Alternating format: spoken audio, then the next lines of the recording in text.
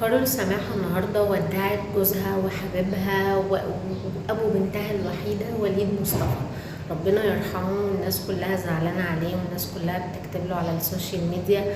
وليد مصطفى كان عيان من 2018، كان عنده بيعاني من أزمات قلبية كتير جدا ودخل بسببها المستشفى. وقبل كده كارول سماحة قالت في لقاء تلفزيوني ليها ان جوزها عانى كتير قوي بسبب المرض، وفي 2018 دخل المستشفى وقعد فيها لمدة 4 شهور بيتعالج، لكن للأسف العلاج ما كانش جايب نتيجة، وسافر الصين عشان برضو يشوف أي خطة علاج، لكن للأسف برضو العلاج ما جابش نتيجة وكان متعايش مع المرض. لكن النهاردة يعني ربنا يرحمه توفى، وكانت صدمة كبيرة جدا لكارول اللي كانت موجودة في بيروت وسمعت الخبر بعد ما كان هو مات في مستشفى في الشيخ زايد، وأخدت أول طيارة وجت على مصر عشان تحضر الجنازة بتاعت جوزها.